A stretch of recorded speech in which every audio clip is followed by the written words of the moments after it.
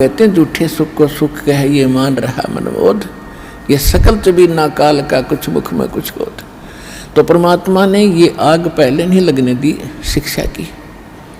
और कितना प्यार, कितनी आधीन्य, कितनी विनम्रता। और जितने हम विनम्र होंगे, अधीन होंगे, अहंकार रहित होंगे, उतना भगवान हमारे निकट आओगा। आदीनी के पास हैं ये पूर्ण ब्रह्म दयाल, मान बड़ाई मारियो भाई बेअदबी सिरकाल।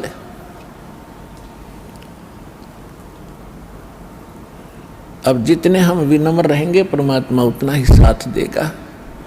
हम अहंकार प्रयोग करेंगे भगवान कोसों दूर चला जाएगा। तो इस प्रकार हमने परमात्मा से लाभ लेने के वो सभी फार्मूले अपनाने पड़ेंगे जिससे हम परमात्मा का पूर्ण लाभ प्राप्त कर सकें। अब जो प्रसंग चला था कि इस 21 ब्रह्मांड में परमात्मा कहते हैं हमने कोई सुखी प्राणी नहीं देखा। कहते हैं घाटे बाद सब जग दुखिया। जिसको घाटा माने हानि होगी, लॉस हो गया बिजनेस में, या कोई खेती हानि होगी, फसल नष्ट होगी, वो तो आप पे दुखी। और जिसने लाभ हो गया वो और घना दुखी। लाभ होते ही मान ले किसी ने 5 लाख रुपए का बेनिफिट हो गया, वो यो काल इतना जबरदस्त उसको भ्रमित करता है। वो 20 लाख रुपए का कोई काम शुरू करेगा, कितने तो लोन वगैरह लेकर 5 तो वो लाओगा और 15 और लेगा, कितने तो उधार लोन ब्याज पे, और वो बिजनेस हो जाएगा फेल। वो 20-5 तो वो गए, 15 और उधार। वो अगर मांगनी है पीछे पीछे काटे चक्कर। फिर तो कहने का भाव ये है, इन बकवादों को छोड़कर भक्ति विधि अपना के अपना पीछा छुड़वा लो।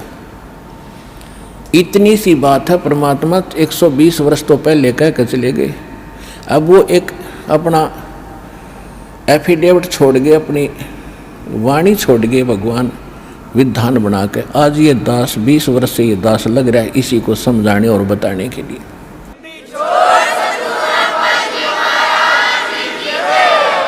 और जब तक हम इस विधि को नहीं अपनाएंगे ना तो यहाँ सुखी हो सकते, और भविष्य तो भूल जाओ, सुख स्वप्न में भी नहीं होगा।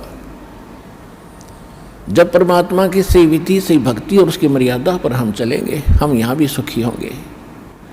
शांति तो है बिल्कुल निश्चिंत होकर के और हल्का बन के। इन कार कोठी और इस माया में कभी स्वप्न में भी शांति नहीं होगी। और शांति नहीं है तब बाढ़ में जाओ। वो धन जिसके चाहे अरबपति और चाहे खरबपति, जब आत्मा में शांति नहीं, वो तो आज भी आग में जल रहा है। फिर सारी संपत्ति ने छोड़ के फिर नरक की आग में न्यारा जलेगा। वो यहाँ भी दुखी, उसका परलोक भी दुखी। तो यहाँ परमात्मा हमें याद दिलाते हैं कि घाटे बाद सब जग दुखिया, और के गृहस्थी बैरागी हो। जो घर छोड़ कर चले गए, बैराग ले लिया, जंगल में जा बैठे। अब वहाँ जाकर जंगल में बता कोई बात है, कैसी बुद्धि भ्रष्ट हो रही थी हमारी। अब जंगल में कोई भगवान की तरह पेड़ का बांध रखा कि जाते खोल लाऊंगे ये अकल देखो। पर आत्मा है ये भगवान के लिए रुक नहीं सकती। जैसा भी इसको गाइड मिलता था ऐसे ये अपनी सौ प्रेरणा से भाग लेती है। अब घर त्याग दिया, जंगल में पहुंच गया, ठीक है, रोटी खा के गया होगा सुबह सुबह, तो शाम तक कोई दिक्कत ना। लेकिन शाम में भूख फेर लगेगी, रात काट लेगा जैसे तैसे, सुबह नहीं होगी उस पर। सुबह फिर भागेगा कहाँ? गृहस्थियों की तरफ, गांव नगर की तरफ। दिए माई वहाँ से मांग के फिर जंगल में बैठ के खाई। और फिर वर्षा होगी तब उसको महसूस होगा भी बहुत दिक्कत आई है।